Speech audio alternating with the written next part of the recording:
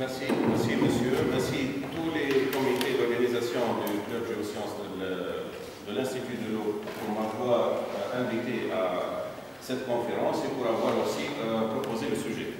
Donc le sujet dont je vais discuter, c'est un sujet qui est actuellement d'actualité dans les médias. Ils ont beaucoup parlé, sauf qu'il monte toujours, je trouve, l'œil de l'expert. Donc on a confondé pas mal de définitions que je vais essayer ici d'expliciter. Donc ça ne sera pas une conférence scientifique détaillée, mais plutôt une conférence grand public où on va essayer de vulgariser plusieurs notions et de discuter sous forme de questions-réponses.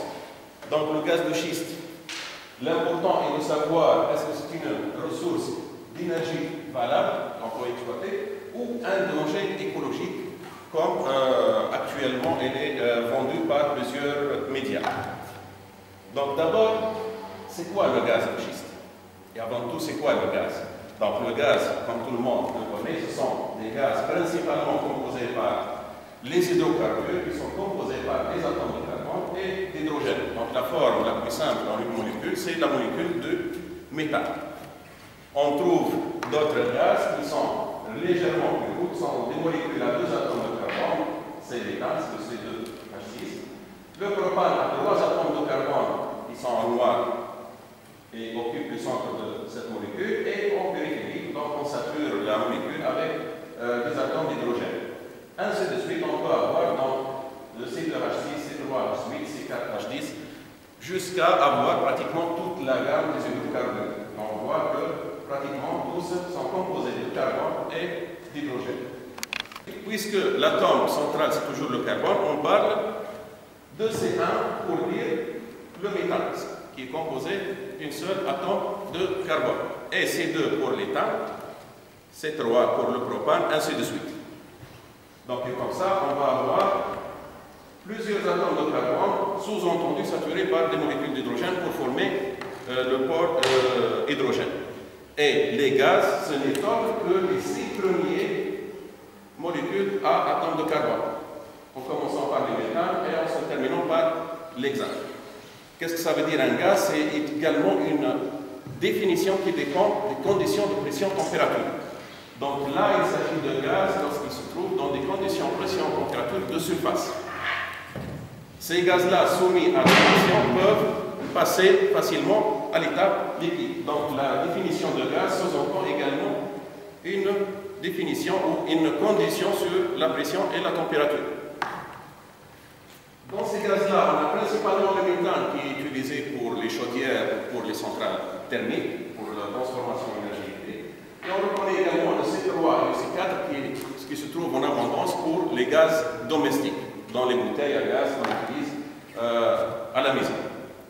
Donc les autres gaz sont légèrement plus lourds et par la suite, à partir de la molécule C7, toujours dans les conditions de pression-température de surface, on passe à l'état liquide et là on a tous les huiles de C7, je pense jusqu'à C13 en conditions de température de surface. Donc bien sûr, on commence toujours par les huiles les plus légères, qui sont les essences. Par la suite, on passe au kérosène, au gasoil, par la suite, et enfin on termine par les bitumes et les huiles lourdes, pour passer au paraffine, qui est les substances solides qui se trouvent également dans les hydrocarbures. Donc si je résume l'origine du gaz, d'où vient ce gaz, donc principalement il vient de la matière organique qui se trouve en surface par la faune et flore vivante, et cette matière organique est principalement riche en hydrocarbures et d'autres atomes tels que l'oxygène et l'azote. Au cours ou après la mort de ces organismes, on va perdre principalement par des dégradations biochimiques l'oxygène et l'azote pour former la substance originale des hydrocarbures qui est le kérosène. Et lorsque je passe à un diagramme qui permet de suivre l'évolution du kérosène depuis la surface jusqu'à en profondeur, et en commençant par 100% de kérosène initialement, donc au cours de l'enfouissement et sous l'effet spécialement de la température et du temps, on va cuisiner cette matière organique. Et cette cuisine sous l'effet de température va commencer à générer ou à transformer les chaînes hydrocarbonées qui sont très lourdes puisqu'elles se trouvent à l'état solide à des chaînes de plus en plus courtes. Et comme ça, on commence à transformer une partie de l'hydrogène à des huiles lourdes et quelques gaz. En fonction de la profondeur, et lorsque la profondeur augmente, donc la cuisine devient plus active, et là, on va avoir une zone là où on forme le maximum d'huile. Donc avec toujours une proportion non négligeable de gaz. Et cette zone où on trouve le maximum d'huile, elle est appelée communément la fenêtre à huile. Donc dans cette fenêtre à huile, elle dépend principalement de la température. Ceci, c'est un diagramme général, mais en Tunisie, puisque les températures, le gradient géothermique est plus faible, cette fenêtre à huile se trouve décalée ou translatée légèrement vers le bas. Donc elle commence, je suppose, à 2500 mètres dans le sud tunisien. Donc elle est nettement plus profonde que la moyenne globale. Donc par la suite, on va continuer à dégrader ce qui reste de l'hydrogène et commencer à attaquer même l'huile, puisque la cuisine thermique commence, ou le craquage thermique continue. Donc même les chaînes qui sont relativement longues des huiles vont être attaquées, vont être transformées en gaz. Et dans le gaz lui-même, on a dit plusieurs molécules de C1 jusqu'à C6. On va attaquer les molécules lourdes du gaz pour ne produire qu'à la fin qu'uniquement des gaz très légers, c'est-à-dire des gaz à une seule atome de carbone à la fin, qui est le méthane. Et dans cette zone, donc elle est connue par les pétroliers, ou en géologie pétrolière, sous forme de la fenêtre à gaz. Là, on transforme pratiquement toute la matière organique en gaz, et il reste bien sûr toujours un résidu ou une matière organique résiduelle qui va évoluer par la suite au cours du métamorphisme à du graphite ou d'autres matériaux.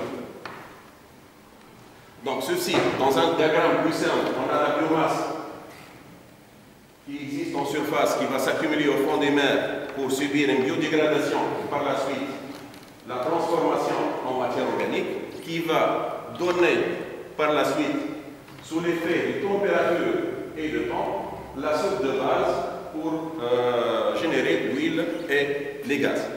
Et enfin, ce pétrole va remonter vers les réservoirs et les structures pièges pour former les champs pétroliers qu'on exploite actuellement.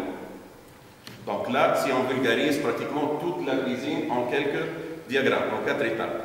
Donc maintenant, si je reviens à ma question d'origine, où se trouve donc la différence entre le gaz naturel ordinaire et le gaz de schiste? Donc la différence est pratiquement absente, il n'y en a pas. La seule différence, c'est la nature ou le type de réservoir. Donc on parle uniquement de réservoir. Gaz de schiste ou gaz de roche, c'est pratiquement au gaz dans les réservoirs conventionnels, c'est exactement la même composition, c'est toujours de molécules de méthane jusqu'à l'hexane. Parce que la cuisine est la même, l'origine est toujours la même, c'est la composition de la matière organique, sauf qu'on change des réservoirs conventionnels aux réservoirs non conventionnels.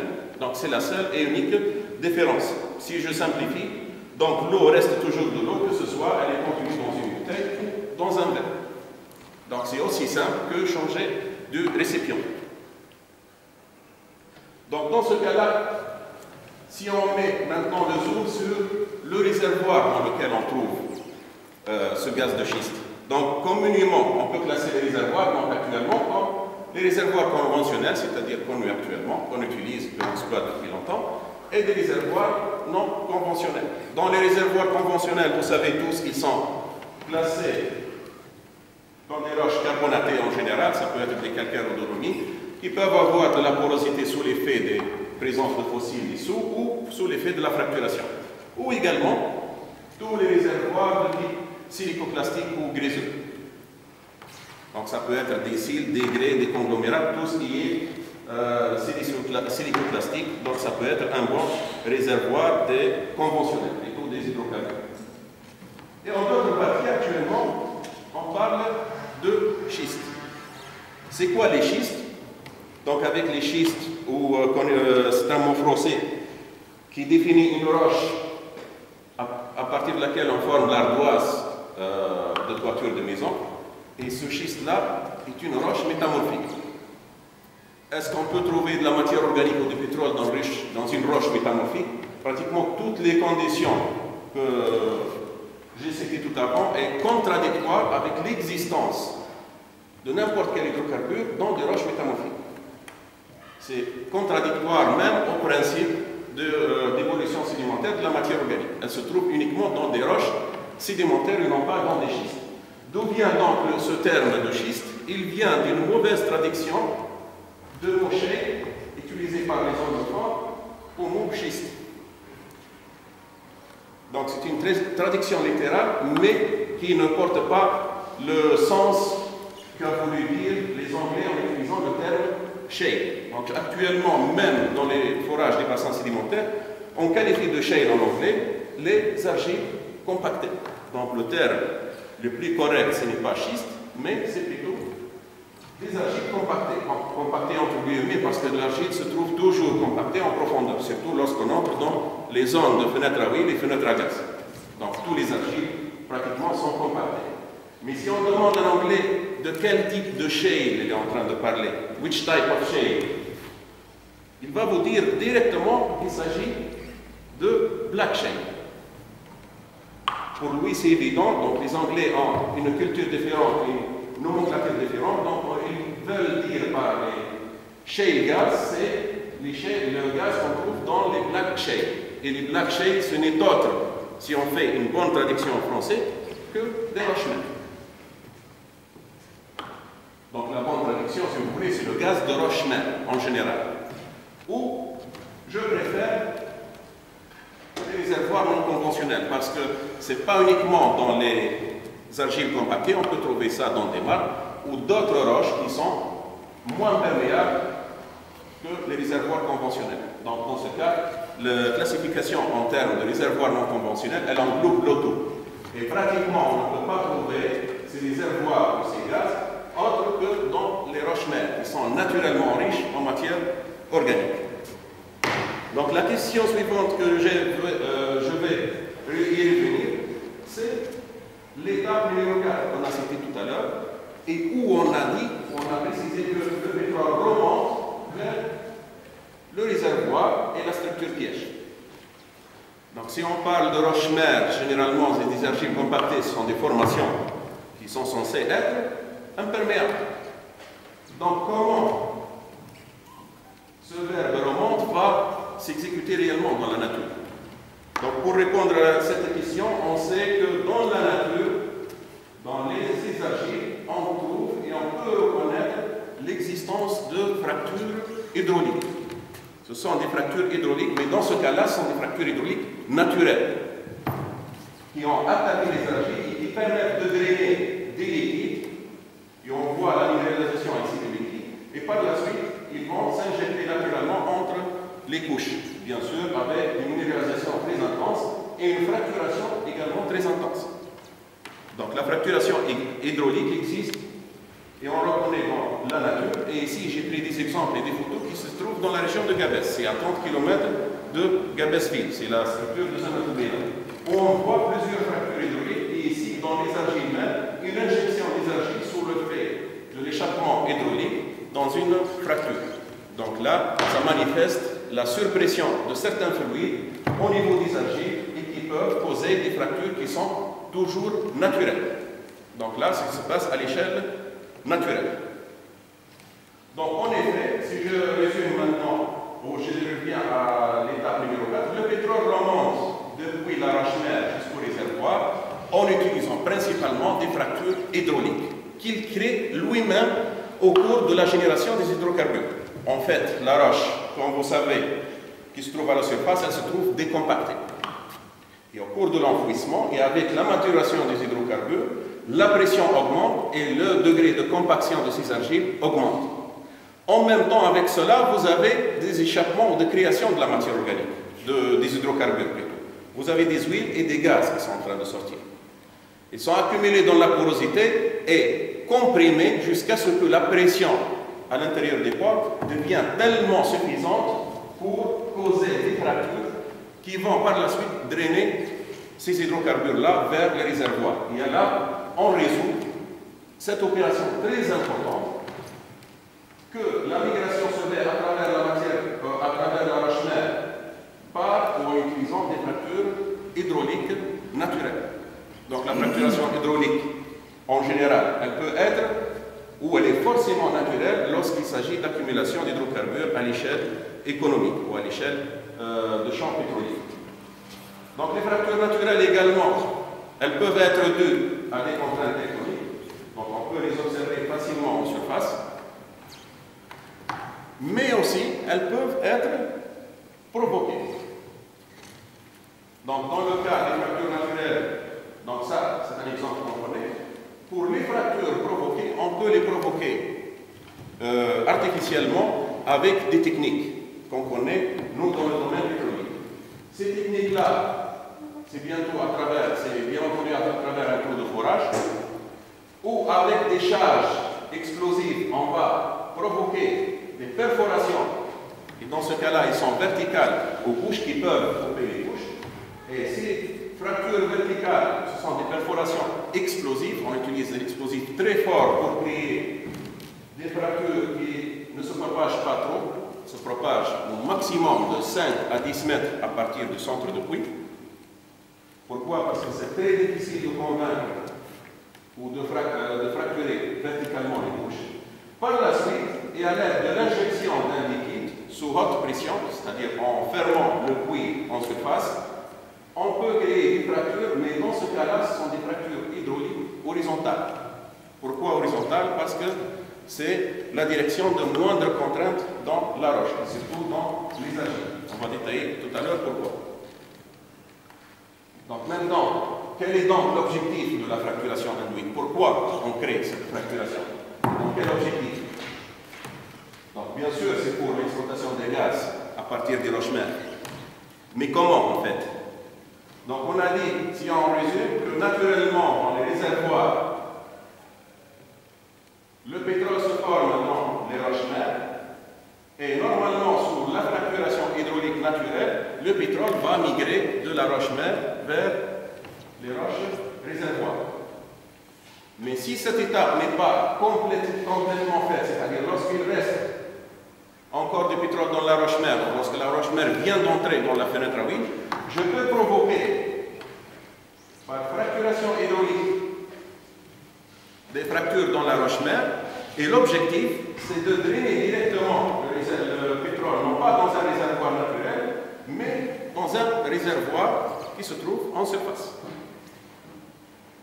Donc c'est simplifié ou court-circuiter le circuit naturel avec un protocole purement industriel. Donc pourquoi a-t-on besoin de cette fracturation? Pourquoi les roches ne sont pas naturellement débitatrices de pétrole? Donc en fait, c'est toujours parce que ces argiles-là, ces roches-mères en général, possèdent des perméabilités très limitées. C'est ça le défaut principal des roches-mères. Et si vous prenez n'importe quel abat, ici c'est un abat qui présente des perméabilités sur cet axe et plusieurs types de roches. Les roches sédimentaires d'abord et certaines roches métamorphiques et endogènes. Donc pour les roches sédimentaires, vous voyez ici, les graviers, les sables et les grès possèdent des perméabilités relativement élevées. Ces perméabilités sont en mètres carrés. Donc c'est l'équivalent, si vous voulez, de 10 à 10 000 millidarcies, si j'utilise l'unité en millidarcies. Et on a d'autre part les carbonates, les calcaires, qui peuvent être imperméables ou lorsqu'ils sont fracturés, ils peuvent être perméables. Et leur perméabilité peut même dépasser certaines roches de type grès au sable. Et les argiles également qui se trouvent à la base de cette classification. Donc pour les argiles et la matrice calcaire non fracturée, on a des perméabilités qui sont très faibles, de l'ordre de 0,1 à 0,01 millidarcie. Et cette caractéristique ne permet pas de produire directement des hydrocarbures ou des gaz dans les argiles. Donc en général, si vous voulez, ici on a deux échelles logarithmiques. Donc on a 100 fois moins perméable que les grès, mais en moyenne, si vous voulez, c'est de l'ordre de 1000 fois. Cette perméabilité elle est plus petite dans les argiles que dans les grès. Donc, mais en contrepartie, vous avez dans les argiles des porosités qui sont impressionnantes, donc une capacité de stockage aussi importante. Et là, à titre d'exemple, donc, vous avez ici des graviers, la porosité dans les graviers, dans les sables, et toujours dans les argiles, vous avez des porosités impressionnantes. Ce qui veut dire qu'on a une capacité de stockage très importante. Et cette capacité de stockage importante, sa seule limitation, ou son seul inconvénient, c'est la perméabilité. Donc, pour avoir une productivité équivalente à celle des réservoirs conventionnels, il faut uniquement augmenter la perméabilité des argiles, c'est-à-dire on augmente la surface de contact, d'autant que la différence entre les perméabilités. Donc, si la perméabilité est 100 fois plus faible que les grès, il suffit de multiplier la surface de contact de 100 fois. Donc, la surface de contact, en général, on produit en utilisant des puits, des sondages. C'est-à-dire, lorsque j'utilise pour produire dans les grès un sondage de diamètre 1 pouce, si je veux produire dans des argiles, il faut utiliser un forage de 100 000 pouces. Si je multiplie directement, normalement, donc je dois multiplier et diviser par pi, par 3,14. Mais les chiffres de grandeur sont tellement grands que même si j'augmente indéfiniment le trou de forage, c'est une chose qui n'est pas possible. Donc on ne peut pas augmenter facilement la surface de contact en augmentant le diamètre de forage. Mais la solution qui est permise pour augmenter la surface de drainage, c'est la fracturation. Donc en injectant de l'eau et en créant des fractures, la surface de contact qui communique avec le trou de forage devient plus importante. Et à titre indicatif, on estime par exemple l'injection de 1 mètre cube d'eau, c'est-à-dire la création et la propagation de fractures avec l'injection d'1 mètre cube d'eau, crée en proportion 1 mètre carré de surface en plus. Et comme ça, donc, l'équation devient facile. Donc, si je veux multiplier la porosité par 1000, j'injecte facilement 1000 mètres cubes d'eau, en gros. Donc, le gaz, dans ce cas-là, demande des valeurs nettement plus faibles de perméabilité. C'est pourquoi on privilégie toujours le gaz sur la production de l'huile lorsqu'on parle des réservoirs non conventionnels. Pourquoi on ne produit pas les oil shale au lieu de gas shale? C'est parce que d'abord, le gaz est plus facile. Ce sont des molécules de plus petite taille, donc ils sont naturellement plus perméables que celles des molécules d'huile qui sont plus longues. Donc ils demandent plus de perméabilité.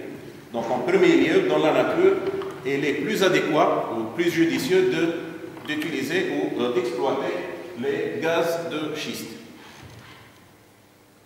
Donc maintenant, l'environnement dans toute cette histoire. Et c'est ça le plus important, parce que c'est ça qui crée le buzz au niveau des masses médias. Donc l'environnement dans tout cela, réellement ou objectivement, toute l'utilisation ou toute l'industrie d'hydrocarbures se base sur l'utilisation ou la combustion des molécules d'hydrocarbures. Donc le gaz de schiste, comme le gaz naturel ou le pétrole, c'est une molécule qu'on va exploiter en surface par la réaction de combustion.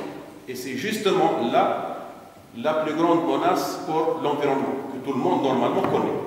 Et la plus grande menace vient bien sûr de la molécule, de la chimie, ou la réaction de la molécule d'hydrocarbures avec de l'oxygène pour produire le gaz carbonique. Deux molécules d'eau qui ne causent pas de dégâts, mais surtout, c'est le gaz carbonique qui va s'accumuler pour créer des dégâts pour l'atmosphère. Et surtout l'énergie qu'on a besoin pour la consommer ou pour la domestiquer. Donc ici, j'ai schématisé cette réaction pour une molécule de méthane, mais on peut l'utiliser exactement pour d'autres molécules, sauf que maintenant, la liaison carbone-carbone, elle contient plus d'énergie que la liaison carbone-hydrogène. Donc dans la combustion de molécules plus lourdes, je vais avoir une quantité d'énergie plus lourde. C'est en quelque sorte le gasoil qu'on qualifie toujours de plus efficace que l'essence parce qu'il contient des molécules de carbone plus longues, donc plus de chaînes ou plus de liaisons carbone-carbone. Donc il contient naturellement plus d'énergie. En contrepartie, l'utilisation et la combustion des molécules légères va dégager moins de CO2 et surtout moins de monoxyde de carbone. Parce que lorsque la chaîne devient longue, la réaction de combustion devient non efficace et elle va dégager des molécules de méthane qui n'ont pas subi la combustion et les molécules de monoxyde de carbone, qui est le signe ou le diagnostic d'une combustion non complète ou incomplète.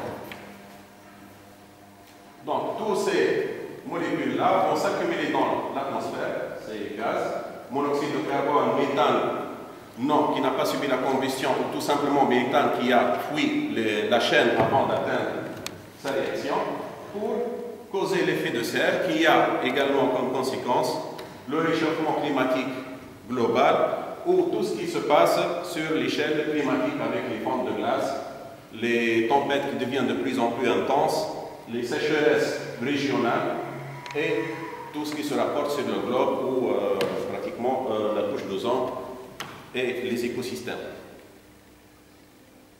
Donc maintenant, la conséquence sur les nappes d'eau également, c'est une question qui est trop discutée dans les médias. Quelle est la relation avec l'exploitation maintenant et les nappes d'eau? Et bien entendu, tous les forages qui sont exécutés depuis la surface jusqu'au réservoir, que ce soit conventionnel ou non conventionnel, vous voyez qu'ils passent obligatoirement par toutes les nappes aquifères. À partir de la nappe phréatique qui se trouve en surface, c'est une nappe très vulnérable à la pollution, et en passant par diverses nappes captives. Donc à partir de la nappe phréatique, on trouve par la suite que des nappes captives. Donc je peux les numéroter nappe captive 1, 2, 3, ainsi de suite, jusqu'à atteindre les nappes qui supportent l'activité pétrolière ou le gisement. Et ces nappes-là, donc on peut les nommer par convention, nappe captive numéro 1 et numéro 1 plus 1. Donc naturellement, ces nappes-là sont contaminées par le pétrole. Pourquoi? Parce qu'ils étaient le siège de la migration, que ce soit primaire entre la roche-mère et le réservoir, ou secondaire à travers le circuit hydrodynamique naturel de la nappe d'eau pour atteindre la structure piège. Et au cours de la production, donc vous imaginez que nous sommes en train de produire de l'huile et de l'eau en même temps. Où se situe le problème maintenant de l'exploitation des hydrocarbures? Le problème, c'est exactement ici. Lorsque vous êtes en train de traverser ces nappes-là, une à une, pour atteindre et exploiter la ressource en hydrocarbures, que ce soit conventionnel ou non conventionnel. C'est-à-dire le risque sur la contamination des nappes existe depuis longtemps, et on le connaît, nous, dans le pétrole, parce qu'on a fait pas mal de dégâts sur des nappes qui sont captives, ou aussi la nappe phréatique. Actuellement, la nappe phréatique qui se trouve dans l'extrême sud tunisien, elle est inexploitable dans les champs pétroliers. Pourquoi? Parce qu'elle est complètement contaminée par les huiles qui arrivent, que ce soit par la surface ou au cours du forage. Donc, si je prends l'exemple de la Tunisie, et plus précisément du sud tunisien, on a une colonne stratigraphique qui s'étend depuis le Quaternaire jusqu'au Paléozoïque. Et dans cette colonne, on peut reconnaître facilement les nappes libres ou les nappes alluviales sur plusieurs endroits de la région de Gabès ou du sud tunisien. On a une nappe qui est connue sous le nom de complexe terminal et qui est logée dans le Crétacé supérieur, dans le Sénonien, ici dans la région de Gabès, où on peut la croiser à 150 jusqu'à 200 mètres de profondeur. Et dans la région de Chfar, elle passe parfois aux formations de Miocène inférieur ou moyen. Donc là, c'est une nappe captive très intéressante, très exploitée dans la région du sud et sud-est tunisien. Aussi, on reconnaît également la nappe captive du continental intercalaire, qui se trouve dans les grès du Crétacé inférieur. Et à la fin de cette chaîne, on trouve le pétrole, que ce soit les Trias moyens ou d'autres gisements pétroliers qui se trouvent dans le Paléozoïque. Donc il existe plusieurs formations dans le Paléozoïque, ici uniquement on a présenté le Tritonien, mais il existe plusieurs autres formations débitatrices de pétrole telles que l'Ordovicien ou le Silurien. Donc naturellement, la distance entre le pétrole ou les gisements pétroliers et les nappes, elle est très lointaine. Donc ici, ce n'est pas proportionnel, l'échelle que j'ai présentée, mais il existe facilement 1500 à 2000 mètres de différence. Donc si on exploite par exemple une ressource conventionnelle ou non conventionnelle, donc bien entendu, il n'y a pas de contact direct. où est-ce que se situe le contact? C'est uniquement, et je rappelle là, lorsque j'exécute un forage qui va court-circuiter naturellement toutes les formations et toutes les nappes captives pour arriver à notre objectif. Donc le dégât sur les nappes aquifères existe toujours, que ce soit la ressource, elle est conventionnelle ou non conventionnelle. Et les précautions doivent être prises en considération au cours du forage même pour l'exploitation. Comment on va prendre ces précautions? C'est par le biais du tubage.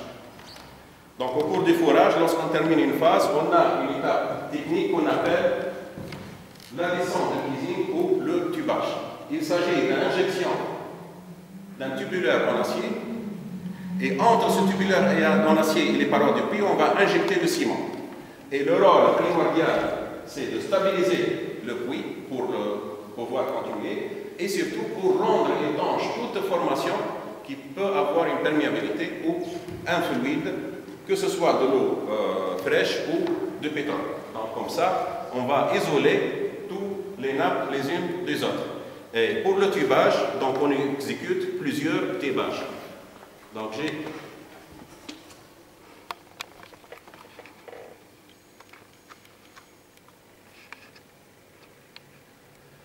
une animation qui montre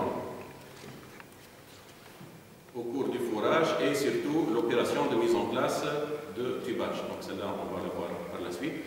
Donc la mise en place de tubage, il s'agit de descendre des tubulaires sous forme cylindrique, et ces tubulaires, on va les stabiliser par un ciment. Donc le ciment, on l'injecte à l'intérieur de ce tubulaire, par la suite on le déplace latéralement pour qu'il occupe sa place dans l'espace annulaire, c'est-à-dire entre le tubage et les parois de puits.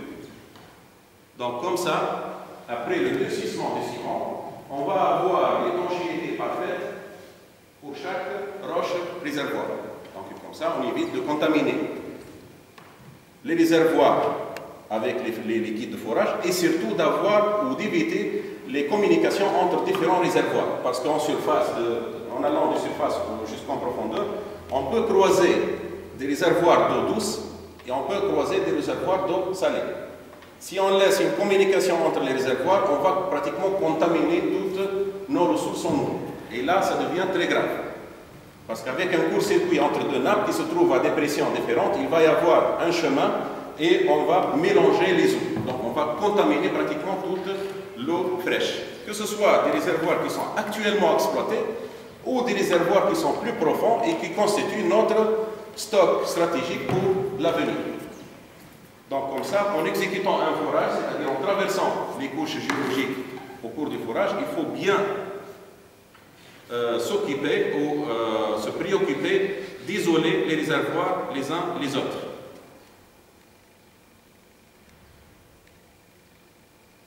Donc l'objectif de chaque forage, et ceci, quelle que soit la ressource en exploitation, c'est de rendre étanche pratiquement toutes les ressources en eau qui se trouvent proches ou loin de la surface.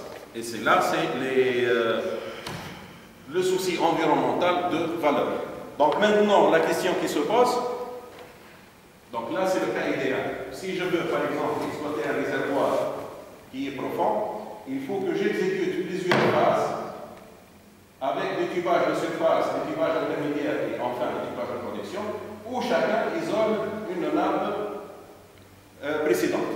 En commençant par la surface, donc on utilise les puits de surface pour exploiter la nappe phréatique, mais si je veux descendre à une nappe plus profonde, la deuxième ou la troisième nappe, je dois complètement refermer cette nappe pour éviter les communications. Et ceci est valable que ce soit pour les nappes d'eau, donc là il s'agit d'un forage d'eau, ou encore pour les forages pétroliers. Donc maintenant, le problème qui se pose est comment vérifier l'étanchéité du tubage. Parce que ce sont des techniques qui sont très difficiles à mettre en place et difficiles à suivre. Donc comment distinguer entre une bonne cimentation du tubage et une très mauvaise cimentation? Et quelles sont les conséquences ou les solutions?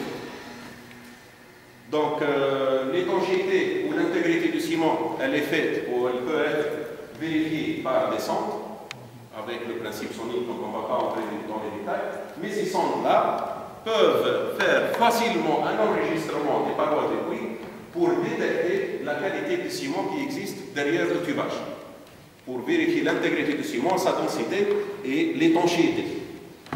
Et avec ces techniques, on peut identifier facilement une bonne cimentation avec une absorption ici sonique très importante et une mauvaise cimentation qui se trouve par exemple par endroit dans certains intervalles, pour une raison ou pour une autre. Donc on ne va pas entrer ici dans les détails. Les solutions existent. Lorsqu'on a une mauvaise cimentation, on peut faire ce qu'on appelle une cimentation complémentaire ou un squeeze avec une perforation et une injection de ciment foncé pour résoudre le problème. Et la question qui se pose, est-ce que cela se fait ou non? Parce qu'actuellement en Tunisie, on a fait plusieurs rapports pour la qualité médiocre de certains tubages, mais je pense et je suis sûr qu'il n'y a pas eu de suivi. Parce que le seul responsable ici, c'est l'entreprise des activités pétrolières, et je n'en suis pas sûr qu'on nous sommes en train de faire, selon la norme, tous les tubages qui existent pour l'exploitation des ressources conventionnelles, toujours. Parce qu'on n'a pas encore commencé pour les ressources non conventionnelles. Mais le dégât et les dommages qui peuvent être causés à cause d'une mauvaise cimentation, ils sont immenses. Nous sommes en train de contaminer nos réserves d'eau, que ce soit actuelles ou stratégiques, qu'on n'a pas encore utilisées. D'où la nécessité. Donc ici, il y a un problème, que ce soit pour l'exploitation des ressources conventionnelles ou non conventionnelles, pour l'intégrité de tubage. Donc les technologies, les techniques qui remédient à ça existent. Mais là, il s'agit de rigueur dans l'application et surtout de suivi. Qui va faire le suivi et qui va appliquer les consignes nécessaires pour l'isolation des différents tubages. Donc là, je passe à une autre question qui est le risque de fracturation. Donc lorsqu'on passe au réservoir non conventionnel, on va fracturer la roche avec de l'eau sous pression. Pour augmenter, on a dit, la perméabilité des argiles, pour pouvoir drainer les hydrocarbures, et en l'occurrence le gaz, à travers cette perméabilité. Et cette fracturation hydraulique, donc peut-être vous ne le savez pas, mais c'est une technique actuellement très ancienne.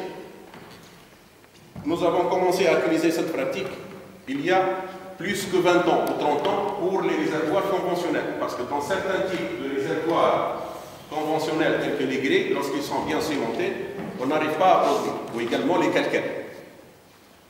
Parce que les calcaires, le principal caractère ou caractéristique qu'on cherche, c'est la perméabilité.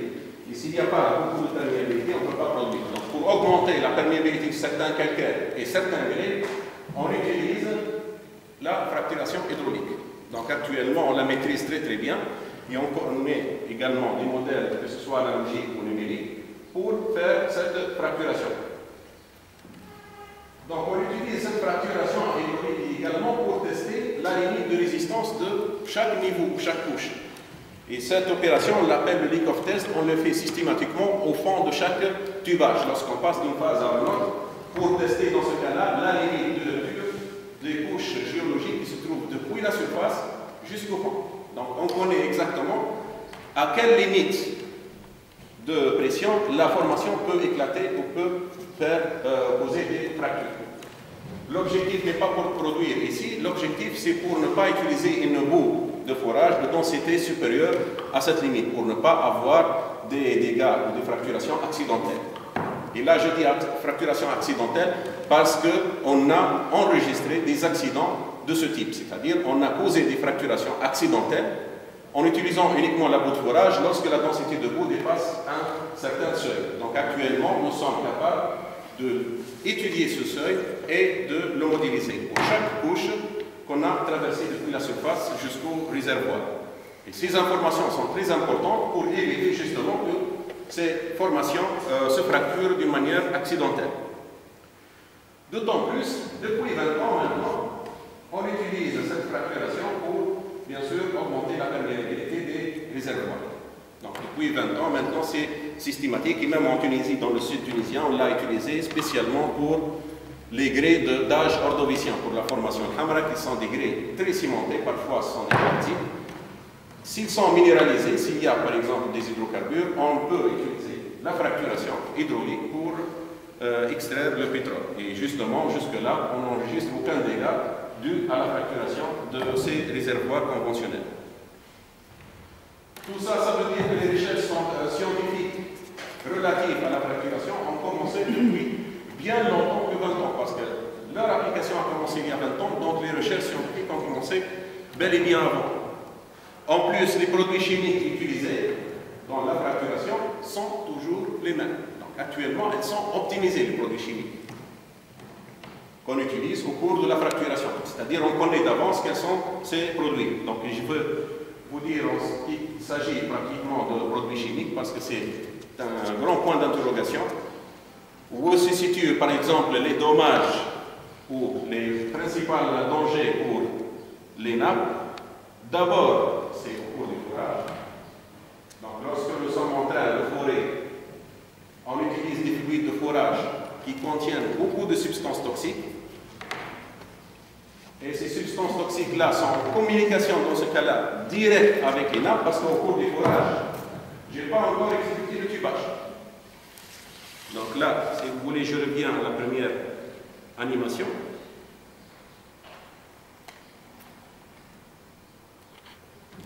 Donc, lorsque je commence, déjà, j'ai un tubage, par exemple, de surface, et je commence le fourrage en utilisant un trupant et une garniture, et en injectant un fluide de fourrage. C'est un fluide spécifique et qui contient une base qui peut être de l'eau ou des huiles et plusieurs additifs. C'est qu'à la fin du fourrage qu'on va injecter ou mettre en place un tubage. Donc après le fourrage, on va mettre en place le tubage. Mais déjà, on a eu un contact direct entre les produits chimiques et la formation. Et les produits chimiques qu'on utilise dans le fourrage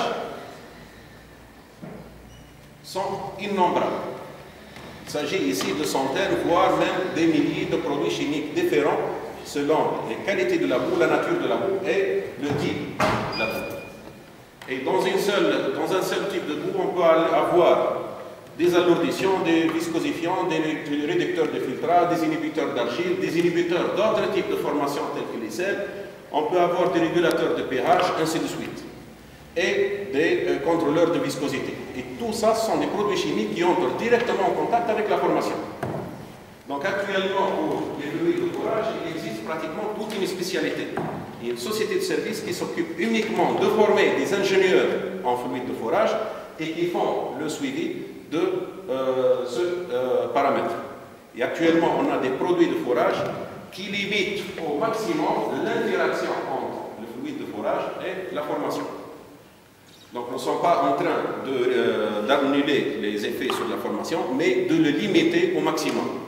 Donc là, les fluides, la chimie, les produits chimiques qu'on utilise dans les fluides de fourrage, ils sont immenses, ils sont trop diversifiés. Maintenant, pour les produits chimiques qu'on utilise dans les fluides de production, ce qu'on appelle le brine. Donc c'est une solution principalement saline qui va être en contact avec la formation et qui contient beaucoup de produits. Donc elle est principalement à base d'eau et de sel sodique ou potassique pour régler principalement la densité. On ajoute des antioxydants pour éviter l'oxydation des équipements de production qui sont le tubing ou le tubage et les équipements qui se trouvent en surface. On ajoute des fluidifiants pour faciliter la circulation des hydrocarbures.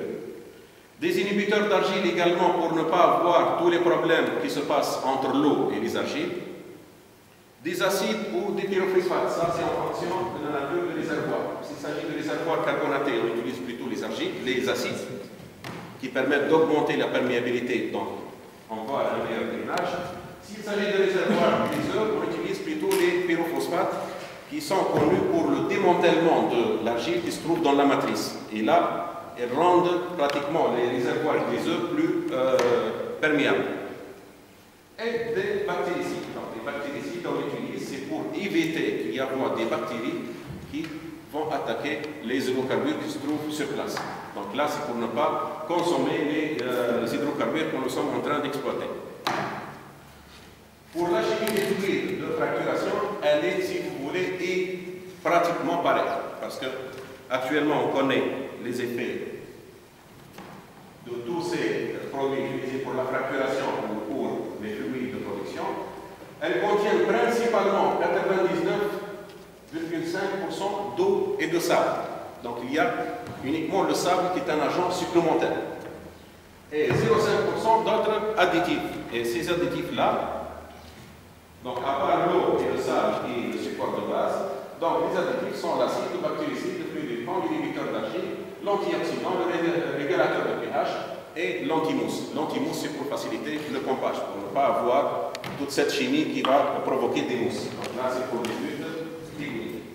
Mais principalement, 99,5% c'est de l'eau et du sable. Donc pourquoi ici on utilise le sable? C'est pour qu'au cours de la fracturation, on va créer des fractures. Lorsqu'on arrête la pression et on veut purger l'eau, les fractures vont systématiquement se fermer. Donc on injecte l'eau avec le sable pour que le sable s'injecte avec l'eau, il reste en place et au cours de fermeture des fractures, il reste des drains qui sont guidés par le sable. Et ces drains-là, c'est ceux qui vont rester permanents et qui vont permettre par la suite la production du gaz par dépression. Là, c'est important parce que les gaz de schiste se produisent naturellement, comme tous les hydrocarbures éruptifs, par dépression. C'est-à-dire, la pression du réservoir suffit automatiquement à faire remonter cette production en surface. Et au cours de la production, puisque naturellement elle est par dépression, il n'y a aucun effet sur la contamination. Donc la pression à l'intérieur des tiges est plus faible, donc tout ce qu'il y a passe directement à travers les tiges et remonte au réservoir qui se trouve en surface. Donc la seule étape, si vous voulez, clé ou un peu dangereuse, c'est l'opération de fracturation, qui va durer au maximum 24 heures ou 48 heures. Donc, quel est le risque maintenant de propagation de ces fractures? Donc, il y a des gens qui pensent que ces fractures peuvent se propager en surface, telles que les failles qu'on retrouve donc, sur le bord de la route ou dans les aveuglements, ou telles que les failles qui sont causées par certains séismes. Mais là, nous sommes en train de faire des analogies invraisemblables. Pourquoi? Parce que l'énergie nécessaire pour créer des fractures naturelles, elle est nettement supérieure.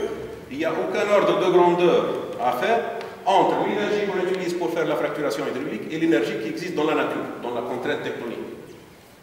Donc déjà, il n'y a aucune relation entre l'énergie naturelle pour faire des failles et l'énergie, par exemple, d'une bombe atomique. Donc actuellement, avec les bombes atomiques, on ne peut même pas faire des fractures qui sont visibles en surface. Donc si cela est vrai, c'est les fractures ou la fracturation hydraulique peut causer des séismes, ça peut être facilement plutôt une arme de guerre que plutôt une technique d'extraction des pétroles. Donc là, cette question, la propagation des fractures en surface, elle est impossible. Pourquoi? Parce que l'énergie est tellement faible qu'on ne peut créer que des fractures qui se trouvent à proximité du réservoir. Donc pourquoi? D'abord, vous savez que les bassins sédimentaires sont formés par des couches, des strates. Et la fracturation d'une couche, c'est-à-dire c'est l'élimination des cohésions qui existent en déclin dans la couche elle-même. Et dès que la fracture intercepte une interface entre deux couches, toute l'eau pour la fracturation va par la suite se propager horizontalement, tel qu'on a vu également dans les fracturations naturelles. Les fracturations hydrauliques coupent la roche, mais à l'interface des roches, elle va s'injecter. On ne peut pas ou difficilement couper ou fracturer une couche secondaire. Donc là, c'est la géométrie même des couches sédimentaires. C'est comme une rame de papier, c'est plus facile lorsque vous injectez que l'air se propage à l'interface entre deux feuilles que de couper latéralement. Et là, ça crée même un problème pour les argiles. Parce que vous savez que les argiles sont des phyllosilicates, c'est-à-dire qu'elles sont stratifiées. Elles possèdent plusieurs plans de clivage horizontaux. Et cette structure-là, on l'observe à l'échelle macroscopique, que également à l'échelle microscopique. Ce sont des phyllosilicates où on trouve des feuillets même à des épaisseurs de l'ordre de l'angstrom. Un feuillet d'argile peut atteindre 7 jusqu'à 15 angstrom. Et là, quel que soit le type d'argile confondu. Donc, la propagation des fractures est très simple horizontalement, mais pratiquement elle est impossible verticalement. Et là, on a vu que tout à l'heure, si je rappelle le schéma de tout à l'heure, pour propager les fractures verticalement, on doit utiliser des charges explosives. Pour vous donner une ordre de grandeur, les essais nucléaires qui ont été faits par la France dans les années 60 en Algérie ou celles qui se sont passées le mois dernier en Corée du Sud, on a injecté une charge sismique à 1000 mètres de profondeur et la fracturation n'a atteint que 300 mètres à partir du foyer sismique. Donc même avec une bombe nucléaire, on ne peut pas propager les fractures en surface. Généralement, les fractures se propagent entre les couches, parce que c'est une fracture, si vous voulez, naturelle. Entre les couches, il n'y a pas de cohésion. Et là, ça crée même des problèmes dans le forage. Si vous faites par exemple un drain horizontal pour exploiter les argiles,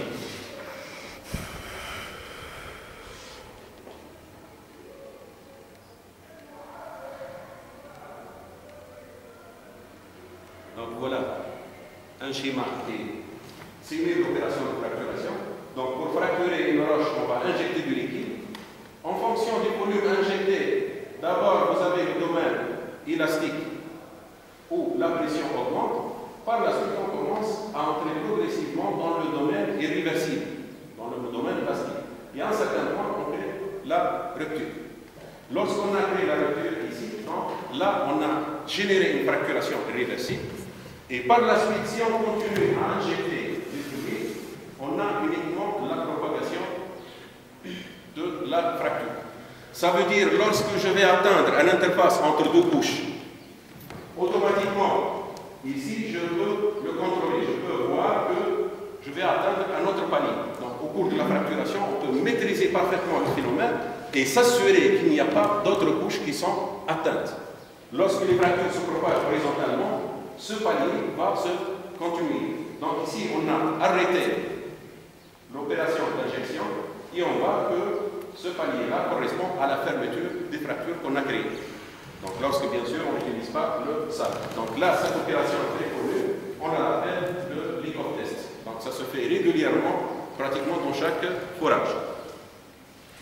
Donc, le problème est tel qu'en utilisant des forages verticaux dans les ogives, donc les drains parfaitement horizontaux, on va avoir une limitation de drainage. Qu'est-ce que ça veut dire faire des drains parfaitement horizontaux? C'est-à-dire rester dans une seule couche. Donc ici, lorsque je vais faire la perforation, je ne peux pas drainer pratiquement toutes les argiles et je vais avoir un autre souci qui limite la propagation des fracturations vers les roches qui se trouvent au sommet ou à la base. Donc actuellement, pour faire des drains dans les argiles, on ne les fait pas parfaitement horizontales. On va les mettre légèrement en oblique pour toucher plus de couches et pour avoir plus de chances dans le total de drainage. Donc le problème, c'est plutôt l'inverse. On veut toucher le maximum de niveau, mais naturellement, lorsqu'on fait quelque chose d'horizontal, ça devient impossible. Donc si on revient maintenant à un autre problème qui est la nature de l'eau injectée. D'où on va apporter cette eau et quelles sont les quantités. Donc ces eaux-là viennent pratiquement de tous les réservoirs conventionnels que nous sommes en train de produire. Donc à cause d'un coefficient qu'on appelle la saturation en eau, tous les gisements d'hydrocarbures dans le monde sont en train de produire de l'eau. Peut-être une petite quantité, peut-être une grande quantité. Mais la moyenne, c'est généralement 50%. Si, tout confondu, on fait une moyenne entre les gisements jeunes et les gisements qui sont en fin de carrière, qui produisent pratiquement 80 ou 90% d'eau. Et cette eau-là, bien entendu, c'est une eau qui est complètement contaminée. Donc en Tunisie, actuellement, je ne connais pas les chiffres exacts, mais la production journalière, elle est entre 60 et 100 000 barils par jour. Donc actuellement, nous sommes en train de produire autant de production d'eau. Et cette eau-là, c'est une eau complètement contaminée et néfaste pour l'environnement. Donc l'équivalent de cela, c'est 10 à 16 000 mètres cubes d'eau de production. Donc cette eau, généralement, sera traitée et rejetée dans la mer, selon les normes. Et la norme actuelle en vigueur, c'est que l'eau ne doit pas contenir plus que 10 ppm d'hydrocarbures, c'est-à-dire 10 parties par million d'hydrocarbures. C'est une quantité très faible. Mais qui est actuellement en train de suivre ou de contrôler tout ça? Je pense qu'il n'y a aucune compagnie en Tunisie qui est en train de suivre pour cette norme. Mais en fait, ce n'est pas les hydrocarbures qui dérangent, parce que 10 ppm ou même 100 ppm, elles vont être facilement nettoyées par la biodégradation. Ce n'est pas des grandes quantités. Mais l'eau rejetée dans la mer, dans la nature, c'est une eau qui vient des nappes profondes. Et par exemple, l'eau qui vient des champs de production de Sfax, c'est une eau qui peut atteindre 100 grammes par litre de salinité, c'est-à-dire 3 fois la salinité de l'eau de mer. Et là, il n'existe pas de normes sur le traitement des sels ou des substances solubles dans l'eau.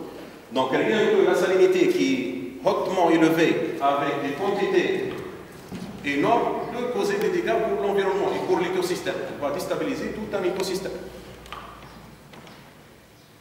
Cette eau, généralement, on peut également l'injecter dans les puits injecteurs, dans le même réservoir. Et c'est la solution que j'apprécie le plus. Parce que c'est une eau contaminée, même si elle est traitée, on ne peut pas la rejeter dans la nature. Elle cause beaucoup plus de dégâts que, bien sûr, de bienfaits. Il n'y a pratiquement aucun bienfait à ces eaux-là.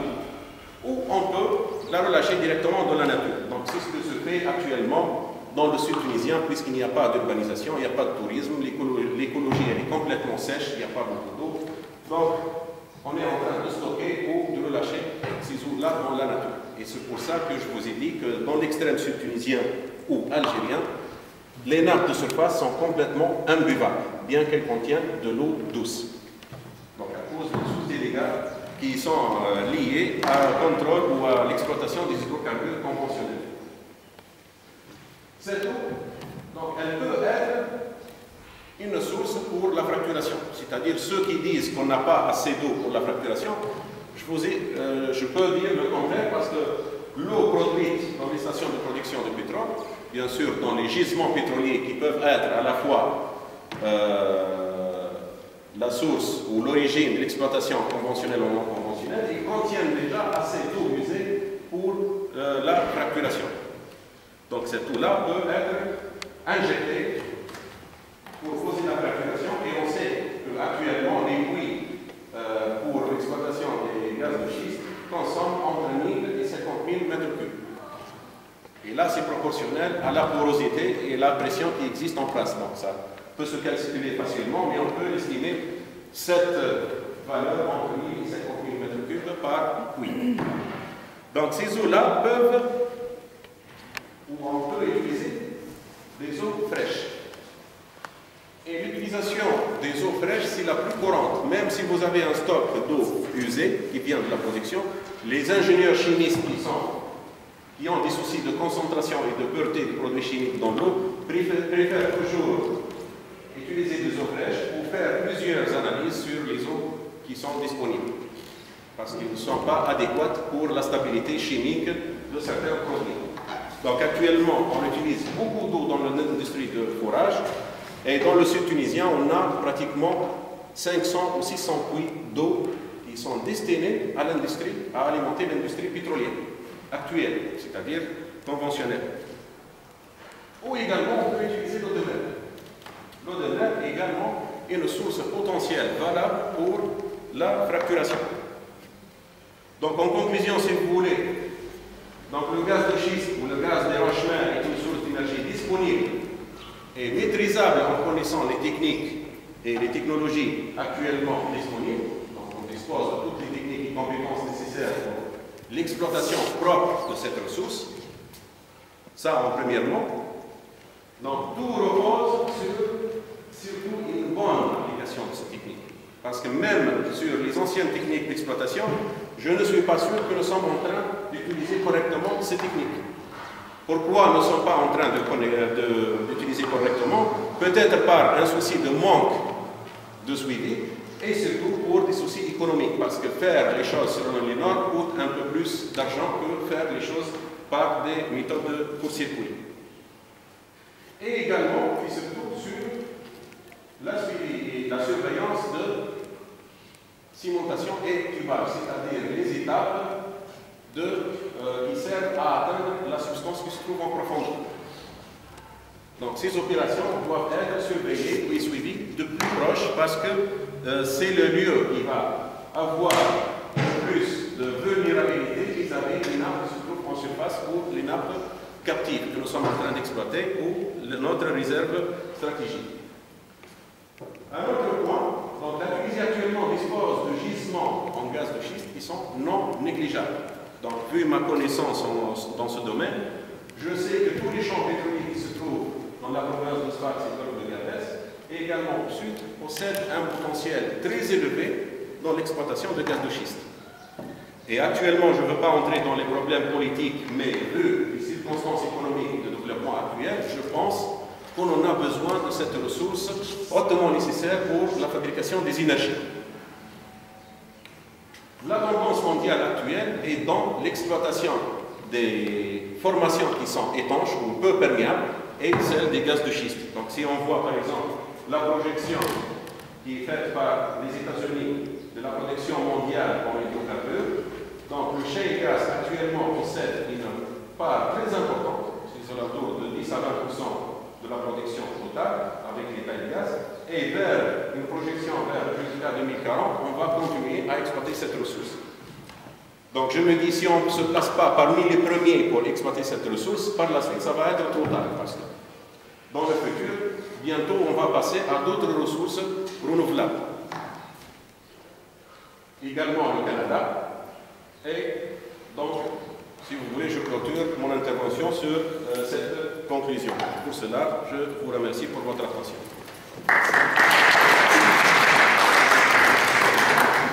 Nous vous remercions sur Riyad Ahmadi sur ce clair exposé, les liens détaillés illustrés. Et nous passons aux questions du public. Est-ce qu'il y a des questions?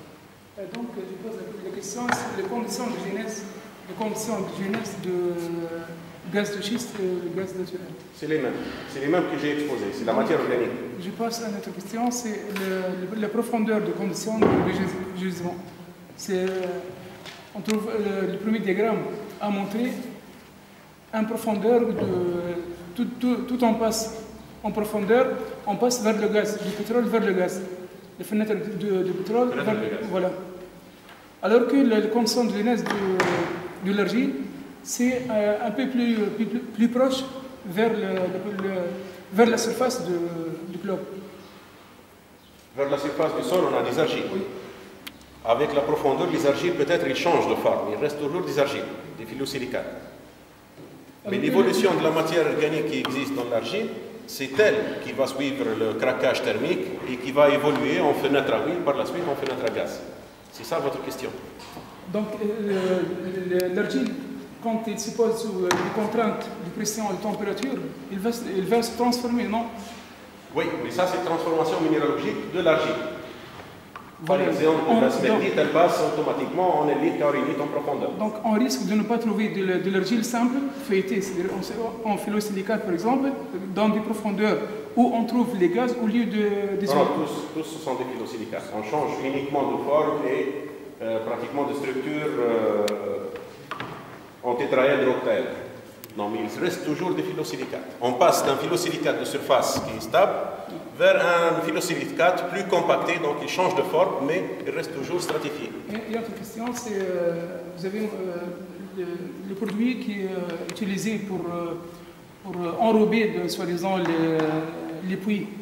Il y a des additifs qui en ordre de 0,5%, c'est ça? Mais vous avez parlé de la qualité de ces additifs qui sont bien des antioxydants, par exemple, pour les tuyaux, c'est bazar. Donc, mais vous avez parlé de la qualité acide ou bien basique selon le passage, les conditions de passage. Si on passe dans un milieu donc basique, on utilise des produits ou bien on s'oriente vers un produit acide ou l'autre. Est-ce que cela signifie qu'une connaissance géotechnique est préalable ou bien obligatoire avant ça? Est-ce qu'il y a une connaissance? Oui. Est-ce qu'il y a une connaissance géotechnique qui est obligatoire pour prévoir comment se comportent vis-à-vis le paysage de cette ville? Pour l'industrie pétrolière, c'est toute une science. Il y a plus qu'une équipe qui travaille. Par exemple, moi, géologue, je ne peux pas entrer beaucoup dans ces détails chimiques ou d'ordre géotechnique ou de mécanique de roche. Mais il y a toute une équipe derrière qui travaille, qui précise exactement le rôle de chaque composant et l'effet sur l'environnement. On a dit que l'effet sur l'environnement est toujours néfaste. Mais actuellement, on est dans une tendance de limiter au maximum cet effet, mais non pas pour l'annuler. Donc l'effet, il existe toujours. Je suis sûr qu'il y a toujours de la contamination lorsqu'on exécute un trou de forage. Donc, est-ce que la connaissance géotechnique est obligatoire pour perforer, par exemple? Est-ce qu'il fallait savoir géotechnique, c'est différentes...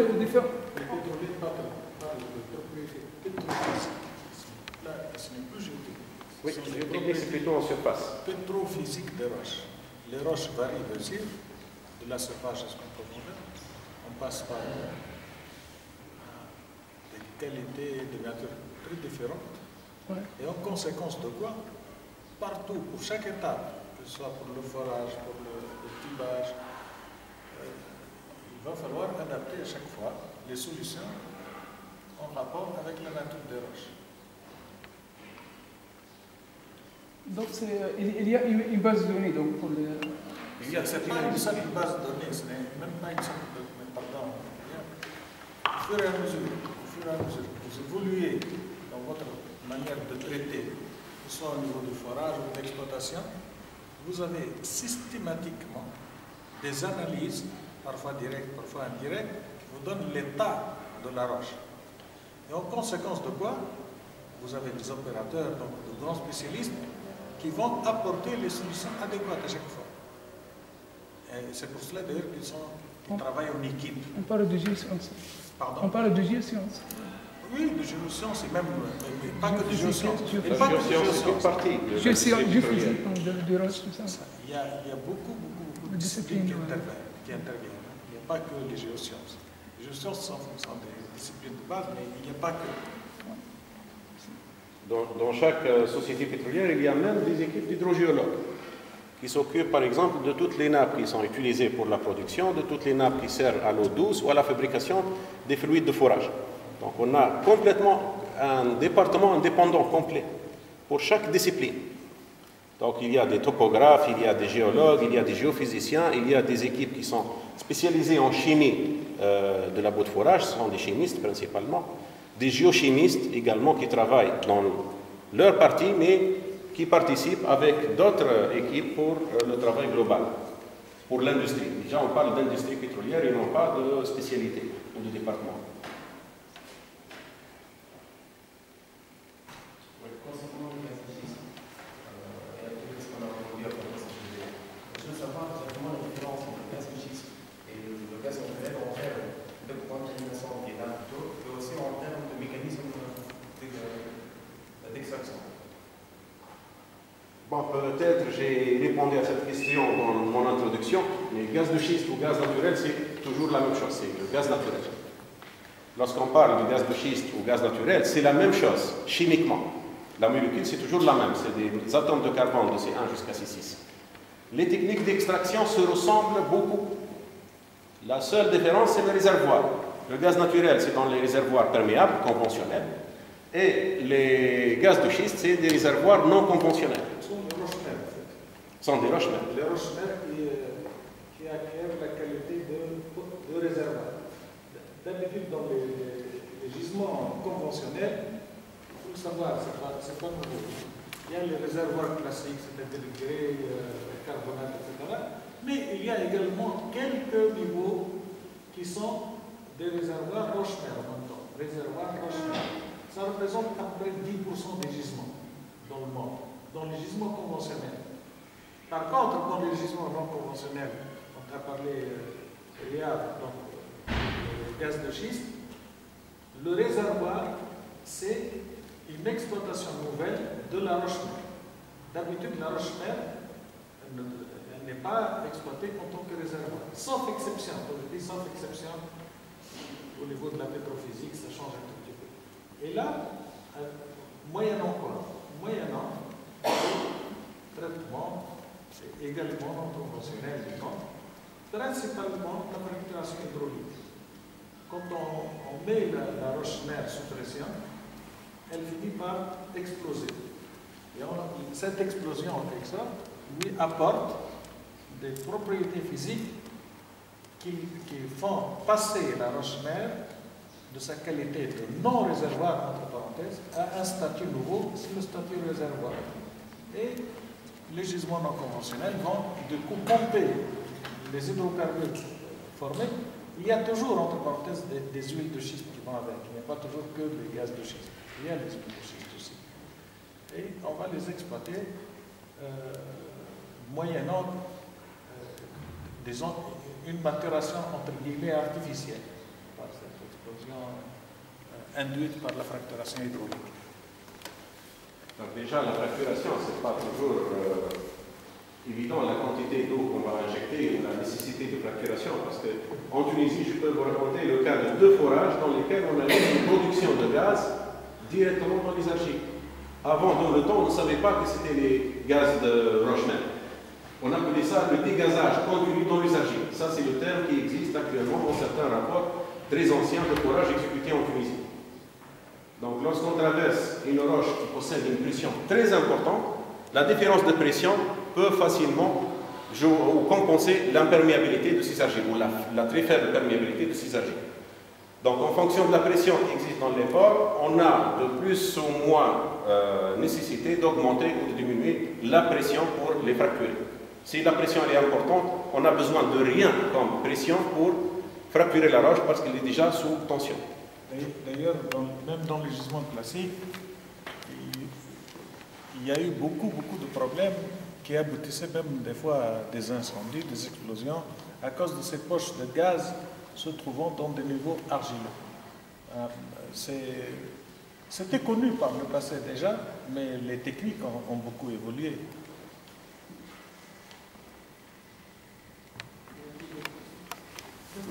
Certains spécialistes dans ces domaines, les produits injectés avec l'eau sont cancérigènes. Il y a 40% à 50% qui restent dans le réservoir, mais la partie restante s'en vers la surface. Peut-être cancérigène, là c'est sûr. Il y a plusieurs produits qu'on utilise dans le labo qui sont naturellement cancérigènes. Donc on essaie de diminuer le maximum de leur toxicité. Tout y compris, il y a des produits corrosifs, cancérigènes, toxiques pour l'environnement, pour la faune et la flore.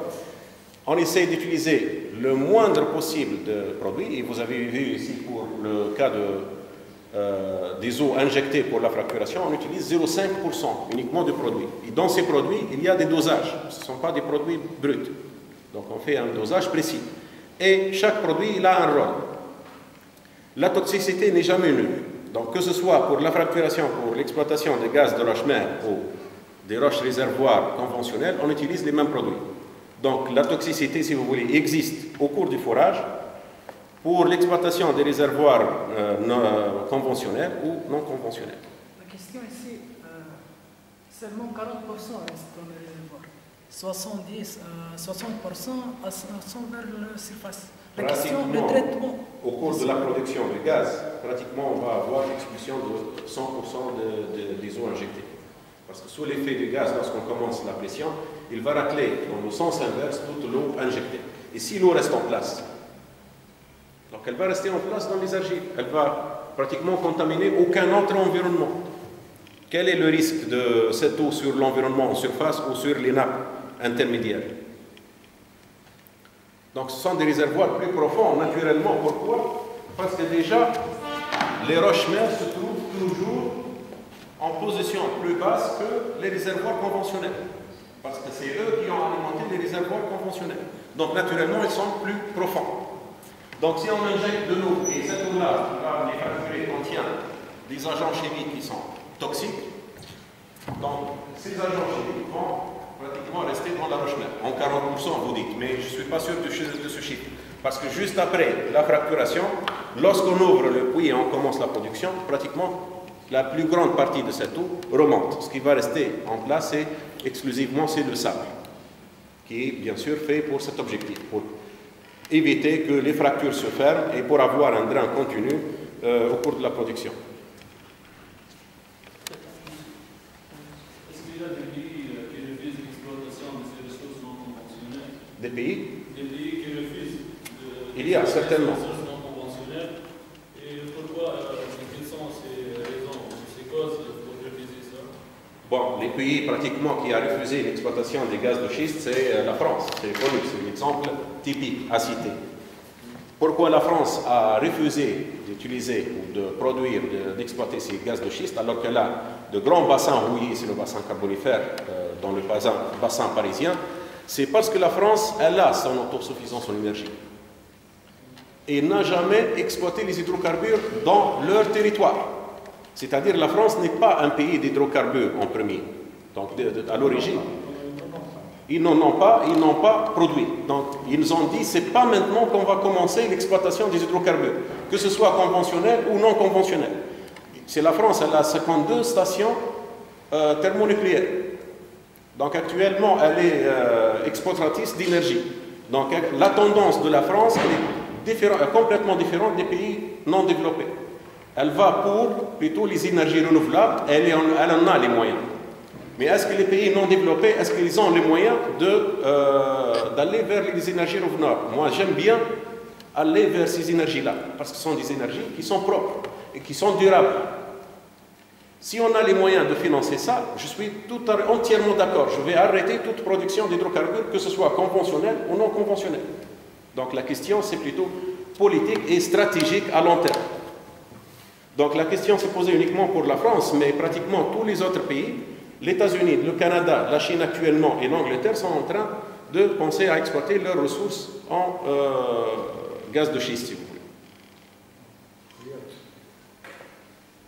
Je voudrais ajouter un petit éclaircissement là-dessus, parce que les choses sont loin d'être simples. Il y a des pays qui refusent, et après débat, ça ne vient pas comme ça, il y a un grand débat. Entre autres, effectivement, la France, mais il y a les pays scandinaves aussi qui refusent de le faire pour le moment. Il y a d'autres pays, par contre, qui ont fait le choix définitif pour les ressources non conventionnelles. Alors, les gens qui s'opposent, d'ailleurs, en France, au gaz de schiste, aux huiles de schiste, ce n'est pas parce qu'ils sont pour le nucléaire, parce qu'ils sont également opposés au nucléaire. Il y a un courant écologiste très développé en France. Riyad a dit une chose importante, c'est que la France a certainement le potentiel le plus élevé en Europe pour produire le gaz de schiste et l'huile de schiste. Parce qu'ils ont des roches-mères sur le bassin parisien, l'ensemble du bassin parisien, c'est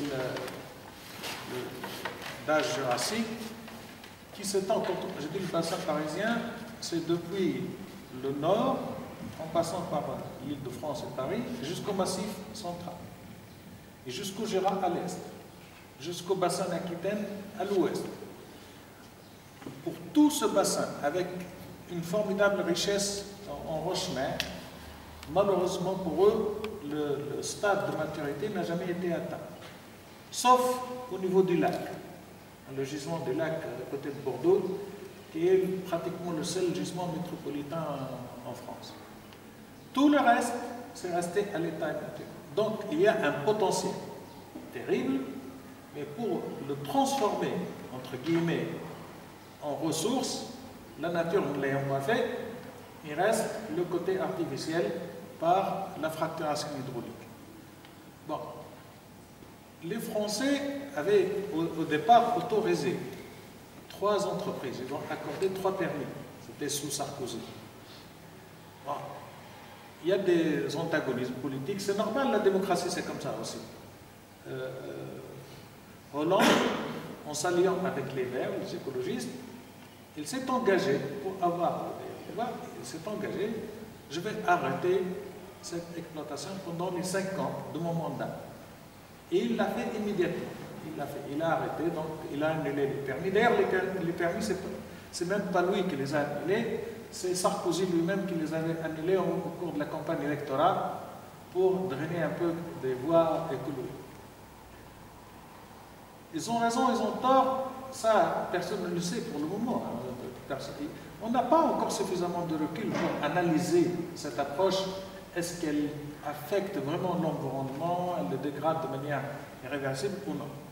Mais, à titre de comparaison, des pays comme la Pologne, qui ressemble un peu à la France, qui n'a pas de pétrole, la Pologne a décidé d'y aller, et même ceux qui ont protesté un tout petit peu, ils ont été arrêtés. C'est un pays démocratique aussi, hein, il n'y a pas de problème, c'est pas une dictature. Et ils ont foncé, et maintenant, ils commencent à produire. Voyons l'Amérique du Nord, les États-Unis et le Canada. Les États-Unis étaient sur le déclin pour la production des hydrocarbures de manière générale, puisqu'ils ne produisaient plus que 20% de leurs besoins. Ils importaient 80%. Et vous savez, la politique des États-Unis, interventionniste partout dans les pays où il y a du pétrole, parce qu'ils ont besoin de ça. Il n'y a pas de... Et alors, depuis maintenant 7 ans, ils ont autorisé ça, sans état d'âme aussi, ils ont dit les produits et les techniques qui sont utilisées pour les non conventionnels sont déjà largement utilisés pour les conventionnels. Donc, les dégâts, s'il y a des dégâts, ils sont déjà. Ça ne changerait rien. Et d'ailleurs, il y a des études américaines qui disent, au contraire, puisque ces substances chimiques, etc., n'affectent en réalité que le niveau imperméable. Par conséquent, c'est une forme de piégeage de ces substances. Ils ne risquent pas d'aller plus loin. Certains le disent comme ça. Est-ce que c'est vrai? Est-ce que c'est pas vrai? Personne ne peut le prouver jusqu'à maintenant. Mais le résultat est là. Les États-Unis sont en train de combler jour après jour leur déficit énergétique. À partir de 2016, c'est demain 2016, n'oubliez pas que les Américains, comme je dis, importaient 80% de leurs ressources au début des années 2000. 80%. En 2016, ils vont équilibrer. Et à partir de 2016, ils vont devenir exportateurs. Alors, nous, dans tout ça, je ne parle pas que de la Tunisie, en fait, si on veut voir un peu plus large. Quelle est notre position? Nous qui dépendions, en quelque sorte, les Arabes, entre guillemets, pour notre économie de tout, en exportant du pétrole, entre autres aux Américains. Les Américains ne sont plus nos clients, ils vont devenir nos concurrents, entre guillemets. Et pour un prix, maintenant, ils vont faire comme Thatcher. Thatcher, quand elle avait pris le pouvoir en Grande-Bretagne, comme la Grande-Bretagne était productrice de pétrole, eux, les Norvégiens continuent à produire le pétrole jusqu'à maintenant. Madame Thatcher a dit, moi je vais inonder le marché avec le pétrole que je produis. Pourquoi? Juste pour abaisser la tête de l'OPEC, des pays arabes particulièrement, et ils ont ramené le prix du pétrole à l'époque, tenez-vous bien, c'était dans les années 80, début des années 90, l'époque où elle a gouverné. Le baril de pétrole était vendu $8. Je dis bien $8. Et elle a imposé à tout le monde de vendre ça. Le baril d'eau était plus cher. Et donc, c'est ce que sont en train les Américains du Nord. Canada et les États-Unis sont en train maintenant également de négocier sans trop le dire. Ils sont en train de contrôler en quelque sorte le marché des hydrocarbures et obligatoirement, ils ne sont pas les seuls, entre parenthèses, les Australiens, les Chinois, les Britanniques bien sûr, les Polonais, j'ai dit, les Russes, bien que ayant des ressources conventionnelles énormes, ils ont dit on ne va pas laisser ça passer, on va faire comme les Américains. Ne regardez plus loin, ne regardez pas plus loin. Nos voisins, les Algériens, nos frères, ils ont des ressources considérables. Ils n'ont besoin de rien. Eh bien, les Algériens, ils ont dit, c'est une affaire stratégique.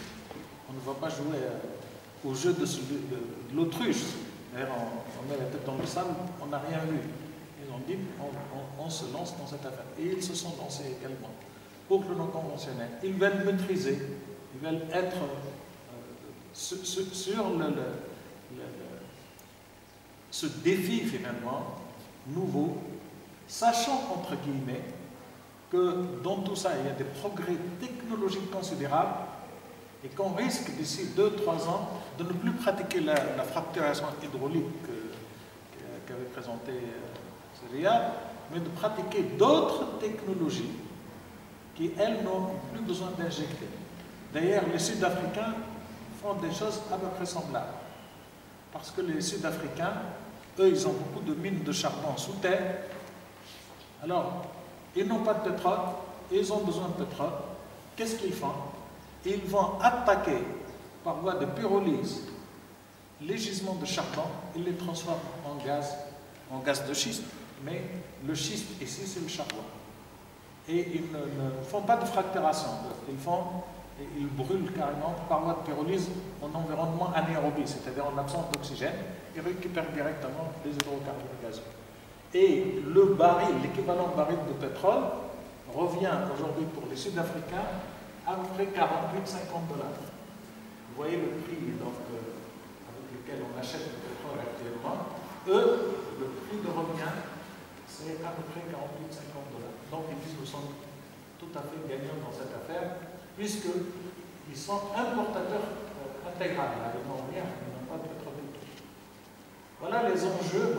Je crois que l'objectif important à discuter nos étudiants, c'est les enjeux et les technologies nouvelles qui sont dans cette affaire. On ne peut pas rester de marbre. C'est-à-dire, bon, dès on croise les bras, on va voir ce que vont faire les autres. Eh bien, ils vont nous marquer des buts. Et il faut maîtriser la chose, il faut comprendre les phénomènes, il faut comprendre les enjeux. Les enjeux, les défis.